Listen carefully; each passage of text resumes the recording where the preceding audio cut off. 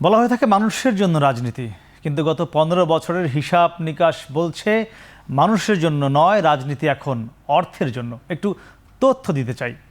2009 সালে যখন কর্তৃত্ববাদী ও ফ্যাসিবাদী সরকারের প্রধান শেখ হাসিনা ক্ষমতায় আসেন, তখন বাংলাদেশের ঋণের পরিমাণ ছিল 2,76,830 কোটি টাকা।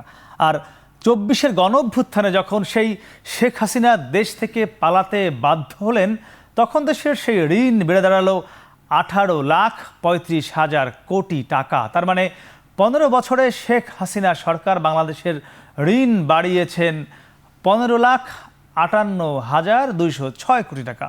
আর গত দেড় দশকের অর্থনীতি নিয়ে তৈরি শ্বেতপত্র প্রতিবেদনের তথ্য বলছে 2009 সাল থেকে 2023 সাল পর্যন্ত শেখ হাসিনা সহ আওয়ামী লীগের মন্ত্রী, এমপি ও ব্যবসায়ীরা বিদেশে পাচার করেছেন 28 লাখ কোটি টাকা। তার মানে গড়ে প্রতি বছর পাচার হয়েছে প্রায় 2 লাখ কোটি টাকা করে। দর্শক, আন্তর্জাতিক দুর্নীতি বিরোধী দিবসের প্রারম্ভে সবাইকে স্বাগত জানাচ্ছি আমাদের আজকের আয়োজন এখন প্রকাশে।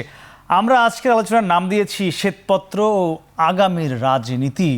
আর এ নিয়ে কথা বলতে আমাদের সাথে আছেন বাংলাদেশ জাতীয়তাবাদী দল বিএনপির ভাইস চেয়ারম্যান শামসুজ্জামান দুদু, আছেন এনডিএম এর চেয়ারম্যান ববি হাজ্জাজ ও ট্রান্সপারেন্সি ইন্টারন্যাশনাল বাংলাদেশ টিআইবির পরিচালক মোহাম্মদ তৌহিদুল ইসলাম।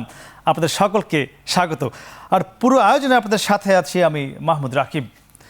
শামসুজ্জামান দুদু ভাই, একটা আপনার কাছ থেকে শুরু করতে চাই। আমরা শুরুতে যে তথ্যগুলো দিচ্ছিলাম, রাজনীতি, আপনিও একজন রাজনীতিবিদ এবং দীর্ঘদিন ধরে আপনি রাজনীতি করছেন, বর্ষিয়ান রাজনীতিবিদ বলাই চলে, এবং আপনি এই মুহূর্তে দেশের সবচেয়ে বড় একটি রাজনৈতিক দলের শীর্ষ একটি পদেও রয়েছেন। আসলেই কি রাজনীতি কি টাকার জন্য না মানুষের জন্য, কি বলছে তথ্য?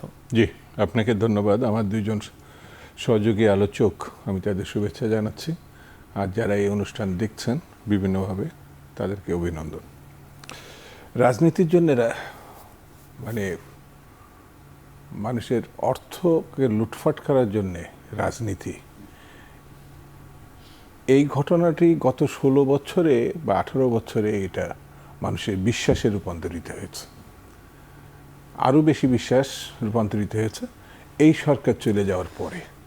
যে শ্বেতপত্রটা মানুষের সামনে আসছে, তার আগে থেকেই বিভিন্নভাবে কিন্তু প্রকাশ পাইছে যে গত সরকার সীমাহীন লুটপাট করেছে।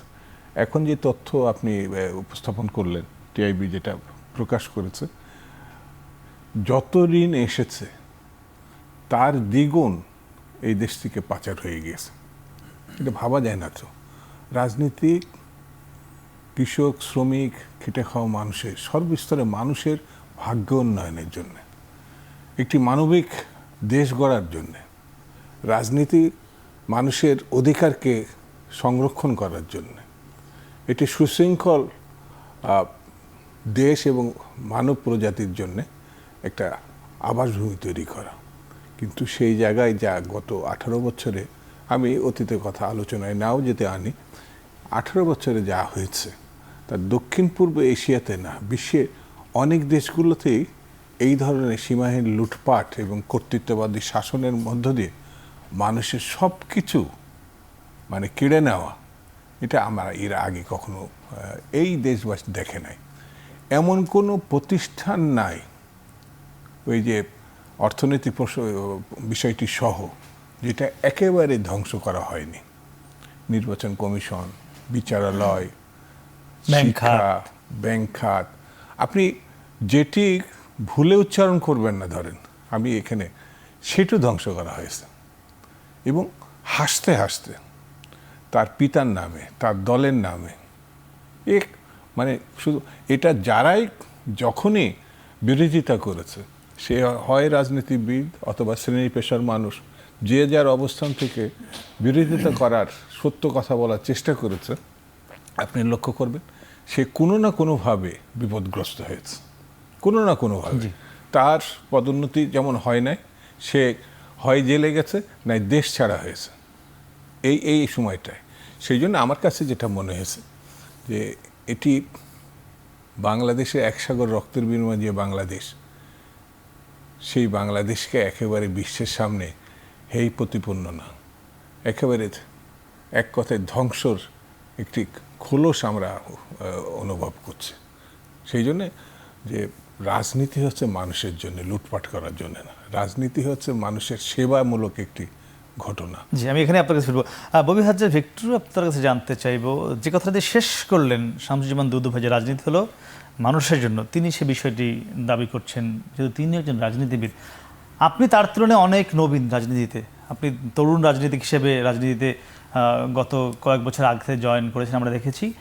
মানে যখন রাজনীতি মানুষের কাছ থেকে অর্থের জন্য চলে গেল, আমরা দেখলাম বিভিন্ন তথ্য যেগুলো বলছে, আপনিও কি অর্থের জন্য রাজনীতি এসেছেন, নাকি মানুষের জন্য কাজ করার কোনো উদ্দেশ্যে এসেছেন? জি, আপনাকে অসংখ্য ধন্যবাদ। একই সাথে আপনাকে, আমার বিজ্ঞ সহজ আলোচক যারা আছেন এবং এখন টিভির পর্দায় যারা দেখছেন বা আগামীতে দেখবেন, সবাইকে সালাম এবং শুভেচ্ছা।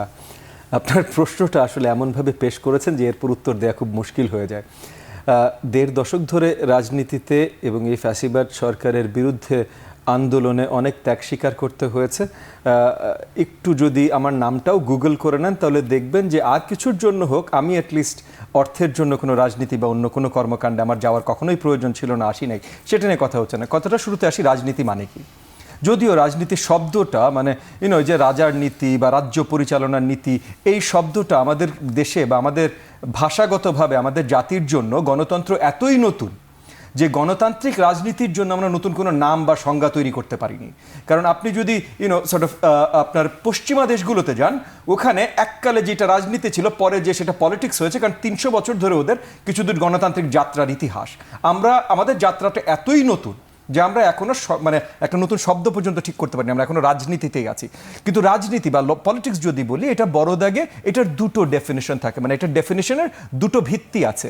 একটা হলো কোনো জনগোষ্ঠীর জন্য আপনি কাজ করছেন, সেটা পুরো দেশ হতে পারে, কোনো স্পেসিফিক এলাকার হতে পারে, কোনো জাতি হতে পারে, একটা জনগোষ্ঠীর জন্য কাজ করছেন। এবং দ্বিতীয় ভিত্তি হলো যে সেই জনগোষ্ঠীর জন্য কাজ করবার জন্য আপনি সরকার পরিচালনার অংশীদার হতে চান, তার মানে আপনি নির্বাচনে অংশগ্রহণ করবেন। এই দুটোর যে কোনো একটা যদি বাতিল হয়, এটা রাজনীতি হয় না বা পলিটিক্স হয় না। সো আপনি জনগণের জন্য কাজ ছাড়া আপনি রাজনীতির অংশ আসলে হতে পারেন না। গত 15.5 বছর, আমার বিজ্ঞ সমালোচক যে কথাটা তুলছিলেন, গত 15.5 বছর যে জিনিসটা হয়েছে, যে কোনো নির্বাচনই হয়নি। ওই যে দ্বিতীয় যে সংজ্ঞার ভিত্তিটা, যে নির্বাচন সরকারের অংশ হয়ে, তো সেই নির্বাচনই যদি না হয়, তাহলে গত 15.5 বছর রাজনীতি হয়েছে এটা বলাটা ভুল হবে। গত 15.5 বছর দুঃশাসন হয়েছে এবং দুঃশাসনের বিরুদ্ধে আমরা অনেকেই আন্দোলন করেছি। বাট ওই যে পলিটিক্স ইজ ইউজুয়াল, জনগণের জন্য রাজনীতি বা ওই যে সরকার পরিচালনা করে রাজনীতি, এইটা বাংলাদেশে হয়নি। এবং এইটা বাংলাদেশে না হবার কারণে যেটা হয়েছে, যে এইটা নিজেদেরকে বজায় রাখবার জন্য এই আওয়ামী ফ্যাসিস্ট সরকার বা বাহিনী তাদের নিজেদের সরকারি ক্ষমতা বজায় রাখবার জন্য তারা অনেককে ক্ষমতায়ন করেছেন। কাদেরকে? যারা তাদেরকে আপনার আর্থিকভাবে সহযোগিতা করতে পারে। সো বড় দাগে আপনি যদি তাকান, Beximco group, S Alam group, summit group, এরকম আরও কিছু গ্রুপের নাম বলা যেতে পারে। এই গ্রুপগুলোকে তারা ক্ষমতায়ন করেছেন এই দেশ থেকে লুটপাট করে তাদের দলগতভাবে বা হাসিনার নিজের লোকজনদেরকে ক্ষমতায়ন করা। এইটা কত লুটপাট হয়েছে? বছরে $16 বিলিয়ন মতো অন অ্যাভারেজ, 9 থেকে 23। এই যে ডক্টর দেবপ্রিয় ভট্টাচার্য, ওনার টিম এবং ট্রান্সপারেন্সি ইন্টারন্যাশনাল মিলে যে শ্বেতপত্রটা প্রকাশ করেছে, এখানে এই সব কিছুই পরিষ্কার। আপনার মেগা প্রকল্পর নামে 40 থেকে 60% লুটপাট হয়েছে, এগুলো সব এখানে পরিষ্কার। এর মধ্যে আবার 40% সরকারি কর্মচারীরা খেয়েছে, এইটাও এই শ্বেতপত্র থেকে পরিষ্কার। অনেক কিছু পরিষ্কার। এখন সামনে আমরা কি করতে পারি, এটা থেকে কিভাবে সরতে পারি? দেখেন, আমাদের কিছু এক্সাম্পল তৈরি করতে হবে।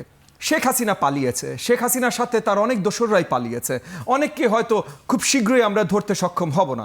এটার জন্য কারা দায়ী কারা দোষী এটা পরের কথা।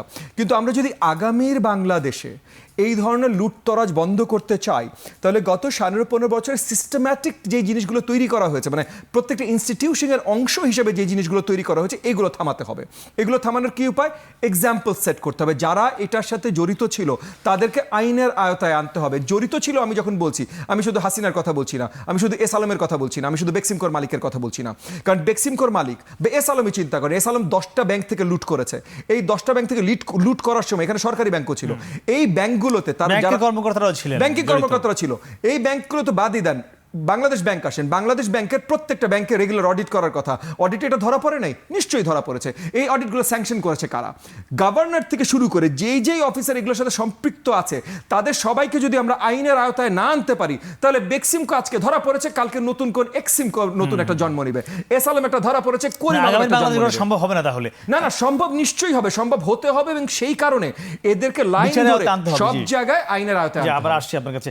ধরুন একটু জানতে চাচ্ছিলাম, দুজন রাজনীতিবিদ তারা তাদের কথাগুলো বলছিলেন, আপনি নিশ্চয়ই শুনছিলেন। আপনার কাছে জানতে চাই, শ্বেতপত্রে যেটি বলা হচ্ছে যে 28 লাখ কোটি টাকা পাচার হয়েছে, আপনি নিশ্চয়ই জানেন, হয়তো আপনারা এর সঙ্গে কোনো রকমের সম্পৃক্ত ছিলেন এটি তৈরি করবার ক্ষেত্রে। আমি জানতে চাই, এটি বিভিন্ন পত্রপত্রিকার রেফারেন্স দিয়ে করা হয়েছে আমরা যতদূর জানি। মানে তার মানে কি এর বাইরে কি এই পরিমাণটা আরও আছে কিনা, যেটি এখনো আসেনি বা যেটি তথ্যগুলো এখনো পাওয়া যায়নি, এবং সেটি কোথায় গিয়ে দাঁড়াতে পারে, এমন কোনো কিছু আছে? বা দুটো জিনিস পরিষ্কার করা দরকার। সেটা হচ্ছে যে 16 বিলিয়ন ডলারের কথা বলা হচ্ছে, এই 16 বিলিয়ন ডলার পাচার কিন্তু শুধুমাত্র রাজনীতিবিদরা নিয়ে গেছেন প্রত্যেক বছর, বিষয়টা এরকম না। আমরা যদি মানে পাচারের পিছনে একটা বড় অংশ হচ্ছে ট্রেড বেসড মানি লন্ডারিং, মানে ট্রেডের মানে বাণিজ্যের আড়ালে যে মানি লন্ডারিংটা হয়, এটাই বড় অংশ। এর বাইরে আরও কিছু অংশ আছে, যেমন ইলিগেল এক্সপেট্রিয়েটসে নিয়ে যাচ্ছেন, তারপরে হুন্ডির মাধ্যমে হচ্ছে, স্মাগলিং হচ্ছে, ডিফারেন্ট কাইন্ডস অফ এলিমেন্ট আছে এই মানি লন্ডারিংয়ের পিছনে। তো আমরা 2015 সাল পর্যন্ত এটার একটা একেবারে এভিডেন্সিয়াল প্রমাণ পাই। এটা global financial integrity UN computed data দিয়ে এই একটা হিসেব করে। 2015 সালের পর থেকে, খুব ইন্টারেস্টিং, 2015 সালের পর থেকে গত 9 বছরে এটার কোনো এস্টিমেশন বাংলাদেশের ক্ষেত্রে নাই। কেন? বাংলাদেশ কমট্রেডে 2015 সালের পরে আর কোনো তথ্য মানে এক্সপোর্ট এবং ইম্পোর্টের ডাটা ডিসএগ্রিগেট লেভেলে সাবমিট করে না, যদিও বাংলাদেশের এটা প্রতি বছর করার কথা। যেহেতু এটা করে না, তো জিএফআই কি করেছে? জিএফআই তো প্রত্যেক বছর প্রত্যেক দেশের একটা কান্ট্রি লেভেলের তথ্য প্রকাশ করে। তো তারা কি করেছে? তারা আগের বছরের হিসেবকে গড় ধরে এর সাথে ইকোনমিক গ্রোথ এবং আপনার বিজনেসের যে গ্রোথ, এক্সপোর্টের যে গ্রোথ, ইম্পোর্টের যে গ্রোথ, সেটাকে একসাথে করে সে একটা হিসেব দাঁড় করিয়েছে। এটা কিন্তু রিয়েল হিসেব না। সো আমরা এখন বলি, যেটা ট্রান্সপারেন্সি ইন্টারন্যাশনাল বিভিন্ন সময় বলে আসছে, গত 15 বছর ধরেই বলছে, যে 12 থেকে 17 বিলিয়ন ডলারের একটা হিসেব আছে। এইটা শ্বেতপত্রে 16 বিলিয়ন ডলার বলা হয়েছে। জি। তো ইস্যুটা হচ্ছে যে এটা একেবারেই যে শুধুমাত্র পলিটিশিয়ানদের দিক থেকে হয়েছে তা না, এইটা ট্রেড বেসড মানি লন্ডারিংয়ে এখানে কিন্তু বেসরকারি খাত জড়িত বলা হয়েছে, জি বলা হয়েছে। এখন প্রবলেম হচ্ছে যে আমরা এই আইডেন্টিফিকেশনটা করার ক্ষেত্রে এখন পর্যন্ত আমরা সেই উদ্যোগ নিয়েছি কিনা। আমার জানা মতে এখন পর্যন্ত সরকারিভাবে সেই উদ্যোগ নেওয়া হয় নাই, যে এই যে মানি লন্ডারিংটা হচ্ছে প্রতি বছর, সেটা আমি আসলে কিভাবে আইডেন্টিফাই করার কিন্তু গ্লোবালি অনেক স্ট্যান্ডার্ড আছে। আমরা সেই উদ্যোগ এখনও নেই। আমরা অনেক কথাবার্তা বলছি, প্রতি বছর পাচার হয়ে যাচ্ছে, কিন্তু আমরা সেই উদ্যোগ নেই নাই। আমরা শ্বেতপত্রে অনেক বড় বড় সংখ্যা দেখতে পাচ্ছি, এগুলো কিন্তু সাবস্টেন্সিয়েট করতে হবে। হ্যাঁ, এখন আমি একটা দেখলাম যে এটা একটা বড় পিকচার, এত বড় করে হয়েছে।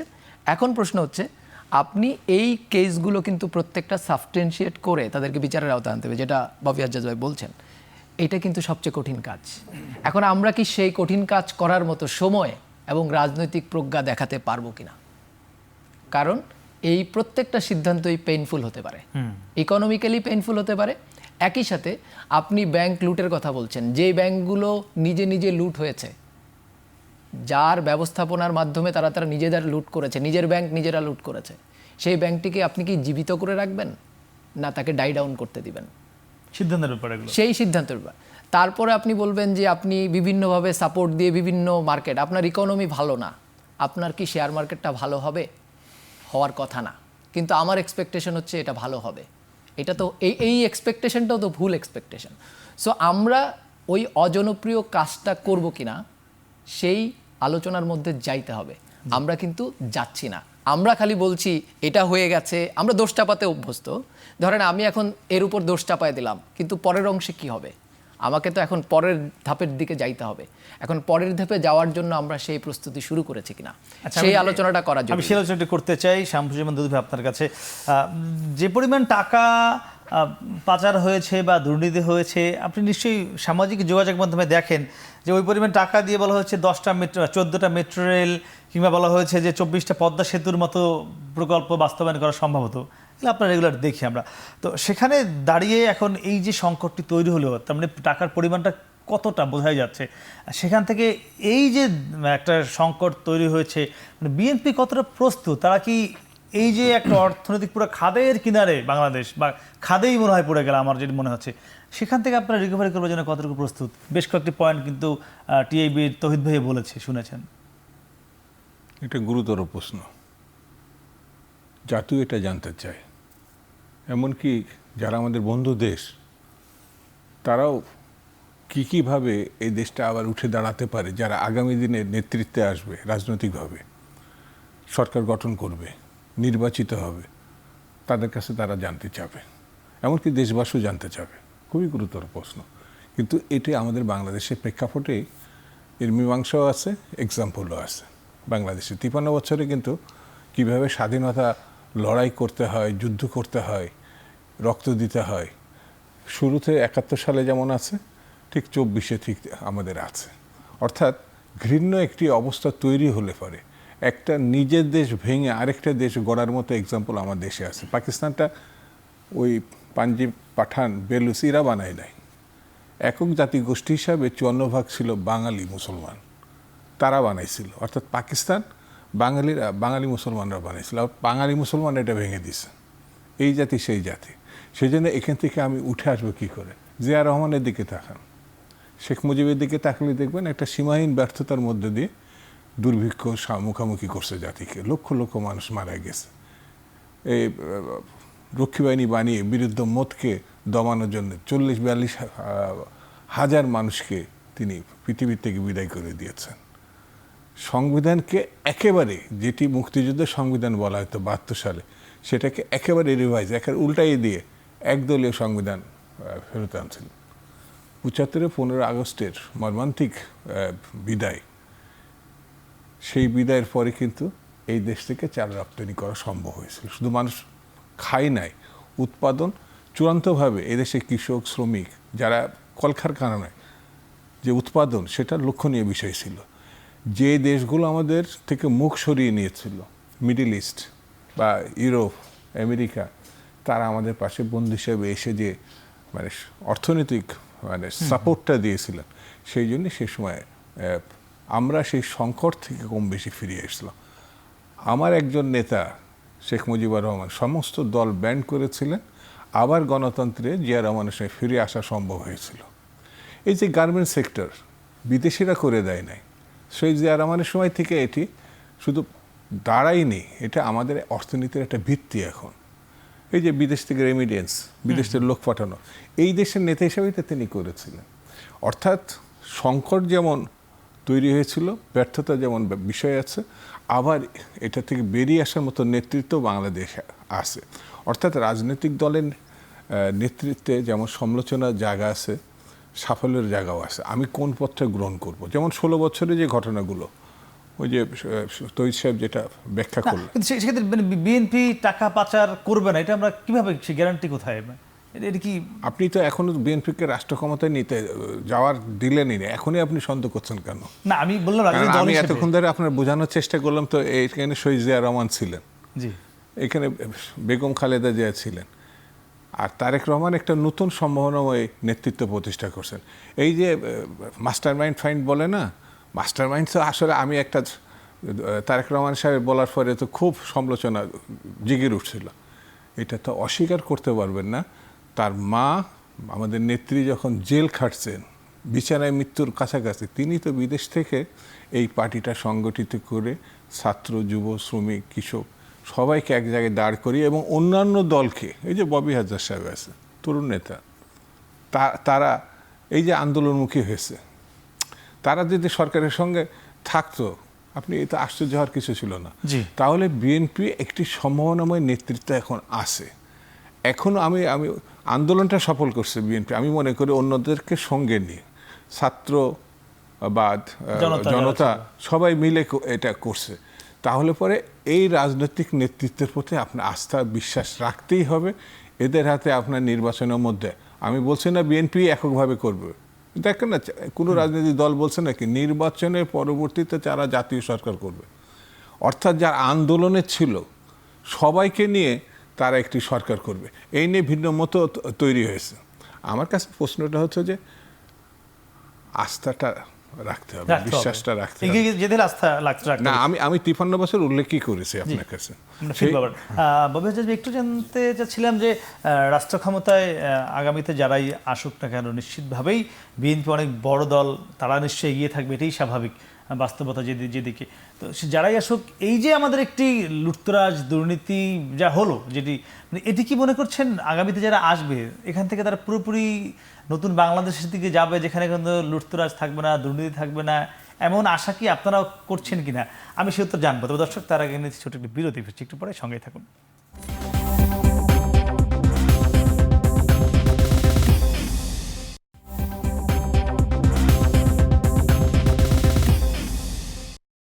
ফিরে এলাম বিরতির পর। কথা বলছিলাম দুর্নীতি ও আগামী রাজনীতি নিয়ে। আমরা ছিলাম ববি হাজ্জাজ, আপনার কাছে জানতে চেয়েছিলাম যে এই যে আমরা গত 15-16 বছরের যে দুর্নীতি লুটতরাজ দেখেছি, এই যে 24-এর আকাঙ্ক্ষা, গণঅভ্যুত্থানের আকাঙ্ক্ষা, সেখানে কিন্তু এই বাংলাদেশ আর তা দেখতে চায় না, তরুণরা সেটা দেখতে চায় না।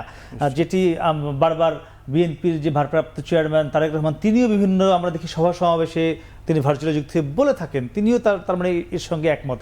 কিন্তু আমি জানতে চাচ্ছি, যারা ক্ষমতায় আসবেন আগামীতে, নিশ্চয়ই ক্ষমতাতে আসবেন, ভোট হবে, তারা কি এই আকাঙ্ক্ষা ধরে রাখতে পারবে? তরুণদের কি মনে হয়? ফার্স্ট অ্যান্ড ফরমোস্ট, এটা শুধু তরুণদের আকাঙ্ক্ষা না, এটা বলাটা ভুল হবে, সবার আকাঙ্ক্ষা ভাই করাপশন ফ্রি বাংলাদেশ। মানে এটার সাথে বয়সের সম্পর্ক নেই, যে একটা 50-60 বছরের, মানে না আমাদের 50 পার হয়ে গেছে, ওনাদের 60 পার হয়ে গেছে, তাহলে আমরা কি করাপশন আলা বাংলাদেশ চাই? সো এটা মানে কোনো বয়সের আকাঙ্ক্ষা না, এটা জনগণ, মানে পুরো জনগণের আকাঙ্ক্ষা করাপশন ফ্রি বাংলাদেশ। এখন সিস্টেম্যাটিক্যালি করাপশন অনেক জায়গায় ঢুকানো হয়েছে। এর আগের বার যখন আপনার সাথে আলোচনা করছিলাম, এবং আমার বিজ্ঞ সহ-আলোচক এটার সাথে একমত ছিলেন যে অনেক বড় দাগে অনেক জায়গায় সিস্টেম্যাটিক্যালি আমরা ঢুকিয়ে দিয়েছি। যেমন আমার বিজ্ঞ সহ-আলোচক উনি ট্রান্সপারেন্সি ইন্টারন্যাশনালের উনি বলছিলেন যে ট্রেডের থেকে যে আমাদের এই যে লুটটা হয় মানে সাইফন্ড হয়ে যায়, বিদেশে পাচার, মানে বিদেশে টাকা চলে যায়, এইটা কেন হয়? হওয়ার তো কারণ আছে। মানে আমরা কেন দেশে ভালো ইনভেস্টমেন্ট দেখি না? দেশে ইনভেস্টমেন্ট ভালো, স্পেশালি এটা সবচেয়ে বেশি, উনি হয়তো অ্যাড করতে পারবেন পরে, বাট বড় দাগে এই যে ট্রেড থেকেও যে আপনার টাকা বাইরে পাচার, এটা বড় দাগে আমরা গত 15 বছরই দেখছি। এখন আপনি বলতেই পারেন যে গত 15 বছর থেকে যেহেতু শুরু হয়েছে, প্রথম দিন হাসিনা আসার সাথে সাথে তো শুরু হয়নি, তার আগে হয়তো কিছু ঘটনা ঘটেছে যেখান থেকে 2009 সাল থেকে এটা বড় দাগে শুরু হয়েছে, বাট শুরু হয়েছে। এখন এই সিস্টেম্যাটিকলি আমরা চেঞ্জ করবো কি করে? সো আপনার এই যে লোকাল, যেমন মনে করেন আমার দল থেকে, এনডিএম থেকে আমরা বড় দাগে কিছু রিফর্ম প্রপোজালস দিয়েছি। এই রিফর্ম প্রপোজালসে বিজনেস গ্রুপগুলো, ব্যাংকিং সেক্টরগুলো কীভাবে আমরা আস্তে আস্তে দুর্নীতিমুক্ত করতে পারি, কি রিফর্মগুলো দরকার, সেগুলো নিয়ে আমরা বড় দাগে আলোচনা করেছি। সো এখন এই যে সামিট গ্রুপ বা এই গ্রুপ ওই গ্রুপ যারা বিশাল আকারে টাকা পাচার করছে, এদের নিয়ে আমরা অলরেডি কথা বলেছি, এবং এদেরকে কি করা যেতে পারে সেগুলোর একটা বড় আলোচনা আছে। যে এদের জাইবাৎসু ব্রেকিং, যেমন সেকেন্ড ওয়ার্ল্ড ওয়ারের পর জাপানে হয়েছে, সেভাবে করে এই কোম্পানিগুলোর ব্রেকিং, শেয়ার হোল্ডিং কীভাবে চেঞ্জ করা, এই স্ট্রাকচারগুলো আমরা খুব সহজে না হলেও শক্ত কাজ, যেমন আমার সমালোচক বলছিলেন না যে অনেকগুলো শক্ত ডিসিশন নিতে হবে, এই শক্ত কাজগুলো কিন্তু এটা আমরা করতে পারি। ট্রেড লুটগুলো আমরা কিভাবে ঠেকাতে পারি? সো এই যে গার্মেন্টস সেক্টরের কথা হলো, গার্মেন্টস সেক্টরে এই জিনিসগুলো অনেক ধরনের হয়। কেন হয়? গার্মেন্টস মালিকরা তারা পুরো ট্রেড টাকাটা বাংলাদেশে কেন নিয়ে আসে না? হুন্ডি কি কারণে হচ্ছে? আমরা লিগালি কেন টাকা বেশি নিতে পারছি না? যারা আসবে তারা কি এই যে আপনি যেগুলো চাচ্ছেন এগুলো করতে পারবে?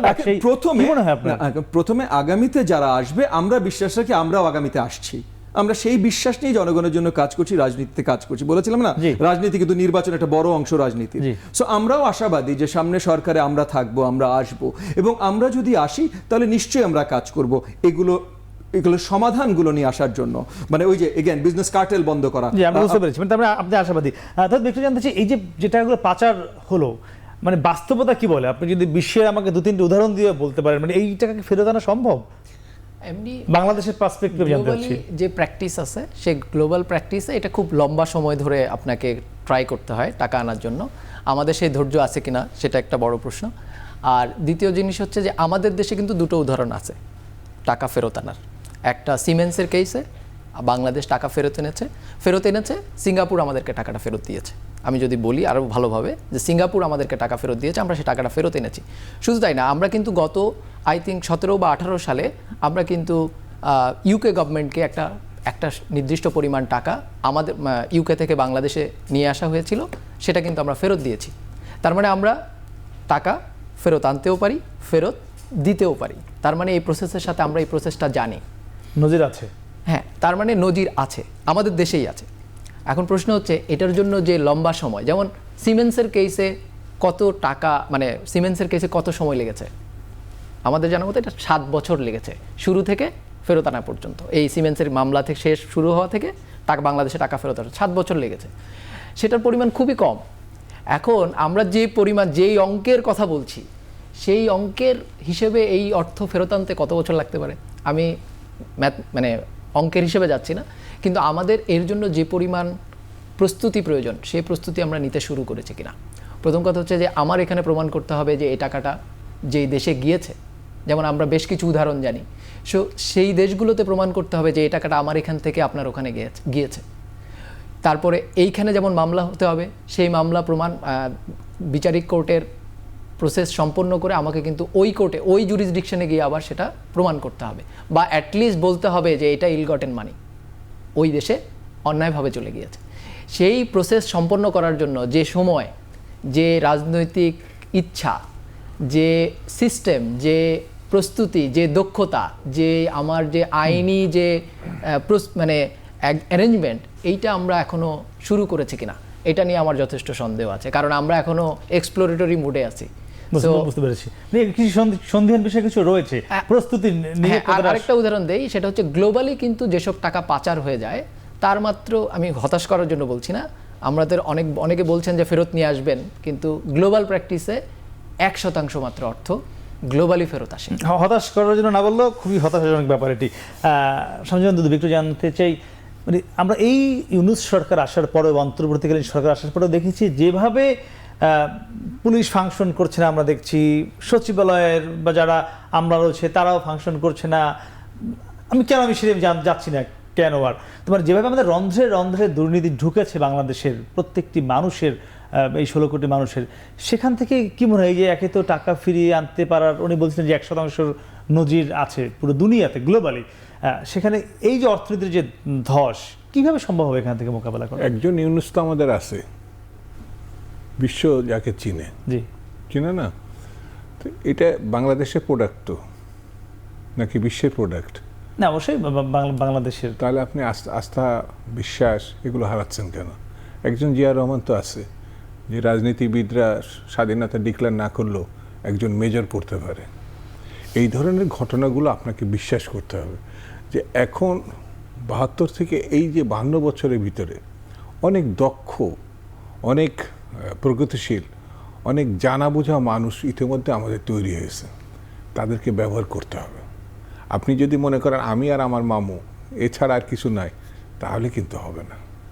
আমি টাকাগুলো, ওই যে তৌহিদ সাহেব যেটা বলছেন, যে সত্যিকারের দক্ষ বিষয়টি ব্যবহার করতে পারলে, মানে সারা বিশ্ব থেকে 1% আনা সম্ভব হয়েছে। Why not? এই পার্সেন্ট বাড়াতে কতক্ষণ? টাকা তো আমার, কিন্তু সেটি সেই দেশের আইনের প্রেক্ষাপটে আর বিচক্ষণতা, ধৈর্য, আর এটা যে এই সরকারই বা আগামী সরকার শেষ করবে এমন তো না। আপনি গণতন্ত্রের যখন সিস্টেম আপনি ঢুকিয়ে দেবেন দেশকে, তখন আমি না থাকলে তাতে যায় আসে কিনা, আরেকজন তো থাকবে। এইভাবে তার টাকাগুলো, আমার টাকাটা, এটা আমাদের নিশ্চিত আমার টাকা, এ ব্যাপারে তো দ্বিমত নাই, এটা পাচার হয়ে গেছে। সেই জন্য আমার কাছে মনে হয় যে দায়িত্বটা শুধু রাজনীতিবিদ না। এই যে আপনি একটু আগে শুরুতেই যেটা বললেন, ডক্টর ইউনূস সাহেব কি জানেন না কেন এরা কাজ করছেন না? 4 মাস হয়ে গেছে তো, কে খারাপ কে ভালো এতটুকু তো জানা বোঝার আমাদের কারণ আছে। যে প্রশাসন, যে আইন শৃঙ্খলা বাহিনী, যে ব্যবসাদার, কে কেমন, এটা তো আমাদের জানতে বাকি নাই। কিন্তু আমি যদি সিদ্ধান্ত নিতে গড়িমসি করি, দুর্বলতা দেখাই, সেটা তো ওদের দোষ না, আমার দোষ। সেই জন্য আমার কাছে মনে হয় আমার সব কিছু আছে, আমার দেশে সব কিছু আছে, ভালো ভালো, খারাপ, দক্ষ অদক্ষ সব কিছু আছে, তাদেরকে ব্যবহার করব কিনা।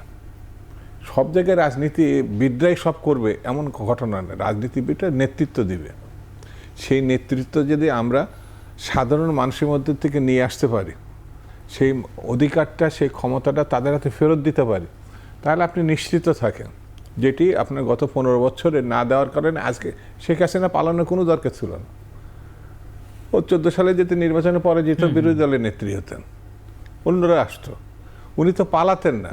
তো রাজনীতিবিদ তখনই সফল যখন দেশের অর্থনীতি, সিস্টেম অফ গভর্নমেন্ট, গণতন্ত্র সব কিছুকে আপনার সার্বজনীন করতে পারবে, তখনই এটা সম্ভব, তার আগে সম্ভব না। আচ্ছা, আপনি বলছেন সার্বজনীন, এবং এই সার্বজনীন হিসেব করে যখন এই অন্তর্বর্তী সরকার একটু ঐক্যের ডাক দিলেন, আমরা দেখেছি সবগুলো রাজনৈতিক দলকে নিয়ে তিনি বৈঠক করেছেন। আমরা দেখেছি বিভিন্ন ধর্মের যারা ধর্মীয় নেতা তাদের সঙ্গে বৈঠক করেছেন, সেখানে সবাই একমত হয়েছেন। এটি বাংলাদেশে সহসা আমরা দেখি না, যেটি আমরা দেখলাম সেখানে বিএনপির একাধিক নেতৃত্ব ছিলেন। তো এরপরে আমরা দেখলাম জাতীয় পার্টির চেয়ারম্যান জিএম কাদের, তিনি এসে বলেছেন যে ঐক্যের নামে বাংলাদেশের রাজনৈতিক দলগুলো অনৈক্যের ডাক দিয়েছে। তিনি বলছিলেন যে জাতীয় পার্টি আওয়ামী লীগ ছাড়া কিসের ঐক্য? এ নিয়ে আপনার কি এই বক্তব্য? বোধটা আমার মনে হয় জিএম কাদের সাহেবেরই এই জিনিসটা আছে, অন্য কারণ নাই। এত নির্বোধ ব্যক্তি বাংলাদেশের দ্বিতীয়টা আছে আমার কাছে জানা নাই। এই নির্বোধ মানুষ তো ফ্যাসিস্টের ছায়া। ফ্যাসিস্ট পালাইলে পরে নির্বোধ না হলে সে দেশে থাকে, তার আবার রাজনৈতিক অধিকার কি? এই জন্য আমি এই কথা বলছি, যারা নির্বাচন মানে না, যারা প্রতিষ্ঠান বিরোধী, যারা মানুষের অধিকার মানে না, যারা লুটেরা। আপনি কি হিটলারের দেশে কি হিটলারের রাজনীতি করা, মানে তার দলের রাজনীতি করার ক্ষমতা আছে? মুসলিনের দেশে কি মুসলিনের রাজনীতি করার ক্ষমতা আছে? কেন নয়? ফ্যাসিস্ট। আপনি যদি ডেমোক্রেসির সপক্ষের লোক হন, তাহলে পরে সে কখন ফ্যাসিস্টকে আপনার লালন করতে পারে না, তাকে আবার রাখতে পারে না, সেটা তাকে আপনাকে ধ্বংস করতে হবে। কেউ যদি বলে যে আগে ওরা আপনাকে অধিকার দেয় না বলে ওদের অধিকারও আপনি দিবেন না, আরে ওটা তো ডাকাত, খুনি, লুটেরা। আমরা তো গণতন্ত্রের সপক্ষের মানুষ, আমার অধিকার আর তার অধিকার এক না তো, যেটা আপনাকে মানতে হবে। এখন এই যে বিবেচনা করবে সেটা পাক্কা শয়তান, সে কোনো না কোনোভাবে ওই লুটেরারকে আবার পূর্ণ জীবন দিতে চাচ্ছে, আবার ধ্বংসকারীকে পূর্ণ জীবন দিচ্ছে। হ্যাঁ, তাকে সুযোগ দিচ্ছে কারা? কেউ দিচ্ছে না। এই যে উঠে এসছে, যেটা আমার কাছে মনে হয়েছে সরকার তাকে মানে আলোচনা করার সুযোগ দিছিল, এখন আলোচনা করছে না। এই জন্যই তার হঠাৎ করে এই যে মিস্টার কাদের সাহেব, যে তিনি 50 ভাগের মালিক হাসিনা সহ। হাসিনা কই? তারও তো দিল্লিতে যাওয়া উচিত। উনি একবার দিল্লি গেলেন না ইলেকশনের আগে, এসে বলল না যে ভারত না বললে আমি কিন্তু বলতে পারবো না। এসে বলেছিলেন গণমাধ্যমে, বলছিলেন না? তো এই লোকটি থাকে কি করে? এ তো গণতন্ত্রের পক্ষের কোনো মানুষ না। আর গণতন্ত্রের পক্ষে না থাকে তাহলে এ তো আবর্জনার লোক, এ তো রাজনীতির লোক না, এই গণতন্ত্রের নাই। সেই জন্য এর কথা গুরুত্ব দিয়ে ভাবতে হবে, এটা ভাবার কথা। তবে সতর্ক হওয়ার সুযোগ আছে। নিশ্চয়ই। ববি হাজার একটু জানতে চাইবো যে এই যে আমরা যে আজকে বিষয়টি আলোচনা করছি, আগামীর রাজনীতি, সেই রাজনীতি সব মিলিয়ে যে বিষয়টি বলছিলেন শামসুমান দুদু ভাই, বেশ কয়েকটি বিষয় বলছেন, জিএম কাদের ইস্যু আসলো, সেই রাজনীতি আসলে কোন দিকে যাচ্ছে আপনার কাছে কি মনে হয়? আমি সেহেতু জানবো। তো দর্শক, আমরা ছোট একটি বিরতি, ফিরছি একটু পরে, সঙ্গে থাকুন।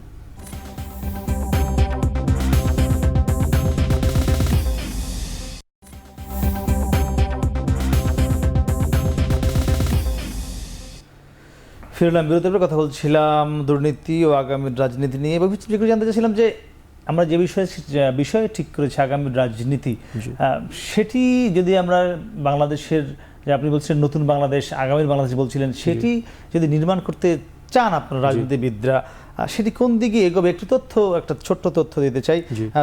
যে টাকাটি বলা হয়েছে গত 15 বছরে দুর্নীতি হয়েছে, পাচার হয়েছে, সেখান থেকে একটি তথ্য আছে যে 2.5 লাখ কোটি টাকা বিভিন্ন সেক্টরে ঘুষ দিতে হয়েছে গত এই 15-16 বছরে। আওয়ামী লীগের লোকজন হয়তো দিয়েছে, যারা কাজ নিয়েছে তারা দিয়েছে। এর মধ্যে 1,40,000 টাকায় ঘুষ দিতে হয়েছে রাজনৈতিক নেতা ও তাদের সহযোগীদের। আপনারাও সেই রাজনীতিরই একটি অংশ।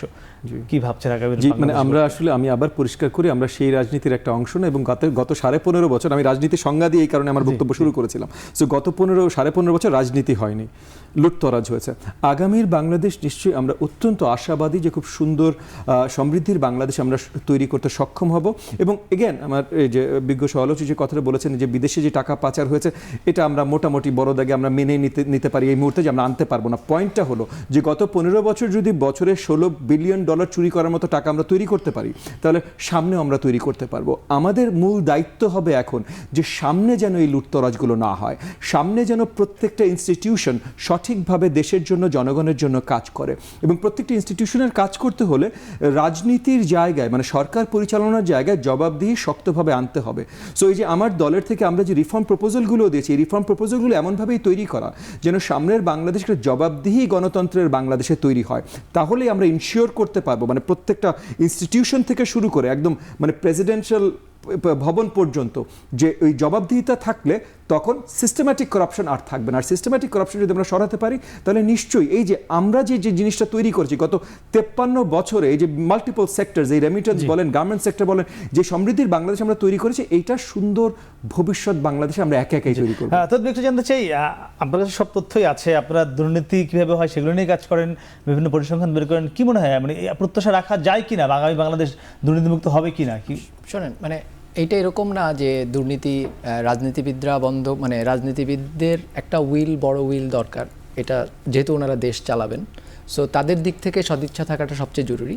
কিন্তু একই সাথে আপনি যদি দেখেন যে গত 15 বছরে যে আমরা যে শ্বেতপত্রে যে স্ট্রাকচার অফ দ্য করাপশন দেখেছি, স্ট্রাকচারটা কিন্তু পলিটিশিয়ানস আছে, সরকারের আমলারা আছেন, তার নিচে আরেকটা লেয়ার আছেন যারা হচ্ছে এই সিস্টেমে পার্টিসিপেট করেছেন, মানে বেসরকারি খাতও এখানে পার্টিসিপেট করেছে একদমই একটা বড় অংশ। তার মানে হলো যে এই যে তিনটার যে নেক্সাস তৈরি হয়েছে, আমি প্রথমটা হয়তো বা ডিসমেন্টেল করেছি, ধরে নিলাম যে প্রথমটা নাই এখন, কিন্তু বাকি দুটো তো আছে। বাকি দুটোর কি আমরা কি মানুষ চেঞ্জ করে ফেলতেছি, বা বাকি দুটো কি পুরোপুরি চেঞ্জ হয়ে যাবে? সম্ভব না। তাহলে এই জায়গাটায় আমার কাজ করার জায়গা আছে। এখন এটা কিভাবে করবেন, সেটা কতটা ভালোভাবে করবেন বা খারাপভাবে করবেন, এইটা একটা বড় জায়গা আছে প্রশাসনের দিক থেকে। এবং আপনি আরও কিছু আইনি জায়গা আছে। আপনি শুধুমাত্র যে এই একজন কাজ করলো এরকম না, অনেকগুলো অর্গানাইজেশনকে আপনাকে ঠিক করতে হবে। আপনি দুর্নীতি বন্ধ করতে চান, আপনি পাচার বন্ধ করতে চান, আপনি মানি লন্ডারিংয়ের বিভিন্ন ইস্যুতে বন্ধ করতে চান। যেমন আপনি ধরেন, আপনি এসিসি শুধু শক্তিশালী করলে হবে না, বাংলাদেশ ব্যাংককে শক্তিশালী করতে হবে, এনবিআরকে তার দায়িত্ব পালন করতে হবে, বিএফআইউকে তার দায়িত্ব পালন করতে হবে, একই সাথে সিআইডিকে তার দায়িত্ব পালন করতে হবে। এই এতগুলো অর্গানাইজেশনকে কিন্তু আপনাকে ঠিক করতে হবে। কোনো অর্গানাইজেশন কিন্তু ঠিক নাই। বুঝতে পারছি আমি একটু। আচ্ছা, একটা জিনিস আমি জাস্ট বলি, ববি ভাই বলতেছিল যে আমরা $16 বিলিয়ন আমরা হয়তো আবার তৈরি করতে পারবো, কিন্তু এইখানে কিন্তু যে $16 বিলিয়ন তৈরি হয়েছে তার কিন্তু বড় অংশ কিন্তু টাকা ছাপিয়ে নিয়ে গেছে, আমি যদি বলি। সো আমরা যদি সেই প্রসেসে আবার যাই, তাহলে কিন্তু বিপদ আরো বড়। শেষ করতে চাই, কয়েকটি পয়েন্ট কিন্তু আসছিল যে কি করতে হবে। তিনি ব্যাংকিং খাত বলছিলেন, এনবিআর, এগুলো স্বাধীন হওয়া। আমলারা চায়, তারাও রাজনীতি মুক্ত হতে চায়। তারা বলছেন যে রাজনীতি মুক্ত হলে তারা নাকি ভালো কাজ করতে পারবে, এবং অনেক বেশি ঘুষ কিন্তু আমলারাও নিয়েছে, দুর্নীতির সঙ্গে জড়িত ছিল, আমরা দেখেছি গত 15-16 বছর। তো সব মিলিয়ে আমলাদেরকে আপনারা সেই স্বাধীনতা বা সব সেক্টরকে দিবেন কিনা, আগামীতে যারা ক্ষমতায় আসবে তারা দিবে কিনা? আগামী দিনে যারা ক্ষমতায় আসবে তারা কি ধরনের সরকার গঠন করছে, আদর্শিক দিক থেকে কি বিশ্বাস করে, এটা খুব জরুরি। আপনি যদি ফ্যাসিজমকে রক্ষা করতে চান, স্বেচ্ছাচারিতাই আপনি রক্ষা করতে চান, পার্লামেন্টে 80% ব্যবসায়ী প্রতিনিধি, এটাকে আবার 90% আপনি বা 95% করতে চান, তাহলে আপনার সম্ভাবনা নাই। আপনি ভিন্ন রূপে, ভিন্ন ভাষায়, ভিন্নভাবে ওই স্বৈরতান্ত্রিক ব্যবস্থায় যদি প্রতিষ্ঠা রাখতে চান, তাহলে এই আমলাতন্ত্র থাকবে, এই আইন শৃঙ্খলা বাহিনী থাকবে, এই বেসরকারি উদ্যোক্তারা থাকবেন যারা ঋণ নেবে, পাচার করে দেবে। সেই জন্য আপনাকে মানুষকে ক্ষমতায়নের, অর্থাৎ মানুষকে সুযোগ, অর্থাৎ গণতান্ত্রিক ব্যবস্থায় আপনি রাজনীতি করবেন, আর ব্যবসায়ীদের প্রতিনিধিকে মানে 80% দিয়ে রাখছেন পার্লামেন্টে, রাজনীতিবিদরা নাই তো। একদমই। সেই জন্যে আমার কাছে মনে হচ্ছে লুটেরা অর্থনীতি ঠেকাতে হলে পরে লুটবিহীন একটি স্বচ্ছ, গ্রহণযোগ্য, স্বাভাবিক বাংলাদেশ গড়ার আদর্শ আপনার ধারণ করতে হবে, তাহলে পরে আপনি এটা পারবেন। জি, আপনাদের তিনজনকে অসংখ্য ধন্যবাদ। দর্শক, কথা বলছিলাম তিনজন অতিথির সঙ্গে, তারা সবাই কিন্তু একটি বিষয়ে একমত হচ্ছেন যে রাজনীতি যদি রাজনীতিবিদদের হাতে থাকে, তাহলে আগামী রাজনীতি মানুষের জন্য হবে, অর্থের জন্য আর হবে না। সে কামনা শেষ করছি। শুভরাত্রি।